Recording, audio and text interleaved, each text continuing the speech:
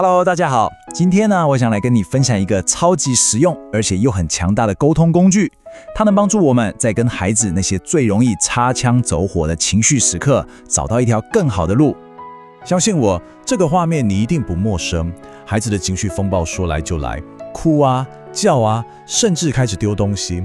身为爸妈的我们，当下真的常常觉得，心好累，又好心疼，完全不知道该怎么办才好。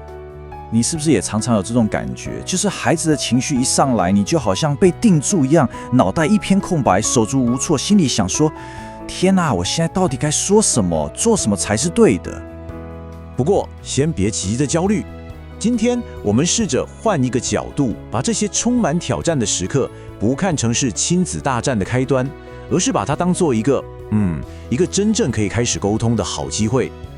你想象一下哦，如果在这种混乱的时候，我们手上能有一张地图，一张可以带我们安安全全穿越这场情绪风暴的地图，甚至还能把本来的冲突变成亲自一起合作的机会，你觉得那该有多好？这张地图它真的存在，它的名字就叫做同理四合对话法。听起来好像很专业，但别担心，它其实超级简单。现在就让我们一步一步把它拆解开来看看。好，你看哦，整个流程就这4步，非常清楚。第一步叫做看见，也就是描述一下现在发生了什么事。第二步情绪，试着帮孩子说出他的感觉。第3步述虚，也就是说出你自己的底线。最后一步引动，邀请孩子跟你一起往前走。好了，我们先来看第一步看见。这一步的重点是什么呢？就是你要像一台摄影机一样，很客观地把你眼睛看到的事实描述出来就好，千万不要加上任何的批评或判断。光是这样做，你就会发现那个很紧绷的气氛，好像就先缓和下来了。我举个例子你就懂了。与其冲口而出说你搞什么又乱丢东西，我们可以试着深呼吸，然后改成说我看到你把积木丢在地上了。你看这句话只是在陈述一个事实，完全没有攻击性，孩子自然也就比较听得进去。好，当气氛稍微缓和一点点之后，我们就可以进到第二步情绪。这一步的目的就是温柔的试着帮孩子把他心里那个说不出来的感觉给命名出来。你知道吗？这很神奇。当一个情绪被说出来的时候，孩子的大脑就能从那个失控的只想战斗的状态，切换到一个比较能够思考的模式。我跟你说，这一步真的超级有效。有很多研究跟临床经验都发现，当一个人的情绪被准确的辨识跟说出来之后，他感受到的压力竟然可以瞬间降低30%到50%这么多。这不是什么魔法哦，这是我们大脑运作的科学。所以呢，我们可以试着这样问孩子：你现在看起来好像很挫折，是吗？用这种温柔的问句，等于是邀请他来确认自己的感觉。这会让他觉得，哇，你懂我，那种被理解的感觉真的非常重要。好，在我们表达了同理之后，就来到非常非常关键的第3步述虚。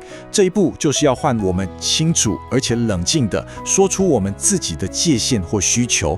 这其实是在温柔的教孩子一件事：宝贝，你有任何情绪都是可以的，我懂你，但是不是所有的行为都可以被接受哦。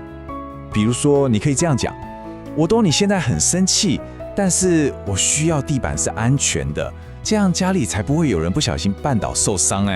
你看这句话是不是很温柔，但同时又很坚定？他画出了界限，但他不是在威胁孩子。最后，我们来到第4步引动。这一步的目标是把大家的焦点从刚刚到底谁做错了什么，转移到好，那我们接下来可以一起做点什么。而且透过提供选择，我们等于是把解决问题的力量重新交回到孩子手上。比如说，你可以问他：那你想要先去旁边冷静3分钟，还是我们先一起把地上2样东西收起来？给他一个2选1的选择题，这能让孩子重新拿回一点点对事情的掌控感，也比较容易开启合作的模式。好了，理论讲了这么多，我们直接来看一个完整的示范情境，你就会更有感觉。来，我们想象一下，孩子因为写作业写不出来，情绪大爆炸，又哭又闹，还气到把铅笔用力丢到地上。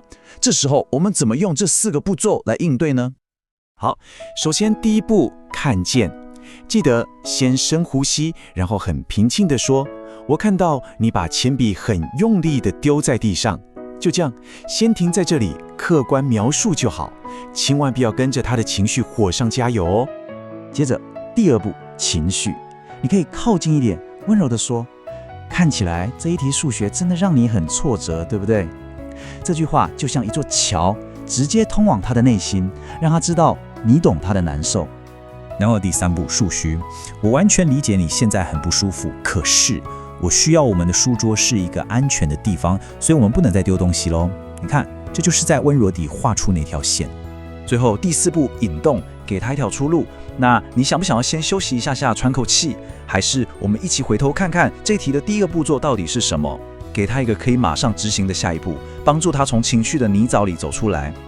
讲到这里呀，在结束之前，我想给大家一个我觉得可能也是最重要的一个提醒。关于这个方法，我们追求的真的不是一次就完美的演出，而是一次又一次温柔的练习。我们的目标真的不是要逼自己每次都做到100分，而是只要我们愿意开始练习，那就够了。其实，当你意识到我刚刚好像又对孩子大吼了的那个瞬间，你的进步就已经发生了。请一定要记得，觉察就是所有练习的起点。